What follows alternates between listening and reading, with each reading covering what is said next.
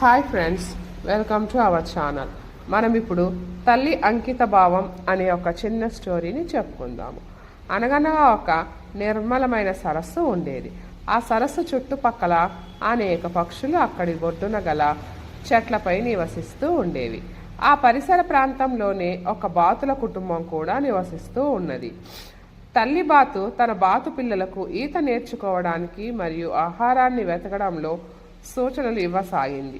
తల్లి బాతు పిల్ల బాతుల సరస్సులో ఈత కొడుతూ ఆ ఒడ్డు నుండి ఈ ఒడ్డుకు తిరుగుతూ చాలా ఆనందంగా జీవించసాగాయి.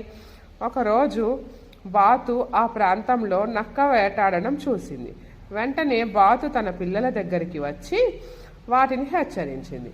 నా పిల్లలారా, ఈ ప్రాంతంలో ఒక నక్క ఉన్నది. మీరు సరస్సు నుండి బయటకు వచ్చినప్పుడు జాగ్రత్తగా ఉండండి.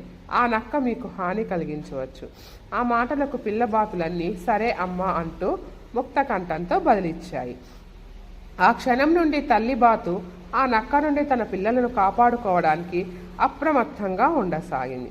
మరుసటి రోజు తల్లి బాతు బయటకు వచ్చి చూడగా నక్క తన పిల్లలకు అతి దగ్గరలో దాక్కొని ఉండడం గమనించింది.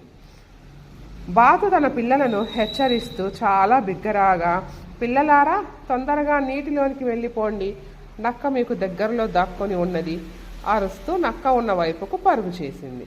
నక్క తన వైపుకే వస్తున్న బాతును చూసి తనకు మంచి ఆహారం దొరకబోతున్నదని సంబరపడిపోయింది. బాతు తనకు దగ్గరగా వచ్చే సమయం కోసం వేచి చూడసాగింది. బాతు సగం దూరం వరకు వచ్చి తన పిల్లలు నీటిలోకి సురక్షితంగా చేరుకున్నాయో లేదో అని ఒక్కసారి వెనుదిరిగి చూసింది.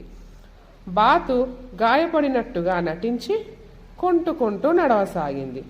నక్క బాతుపై దాడి చేయడానికి ఇదే సరి అయిన సమయం అని భావించింది.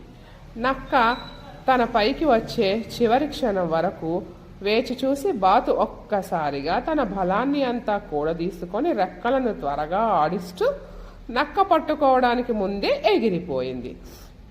ప్రస్తుతం బాతు మరియు దాని పిల్లలు సరస్సులో ఈత కొడుతూ సురక్షితంగా హాయిగా ఉన్నాయి.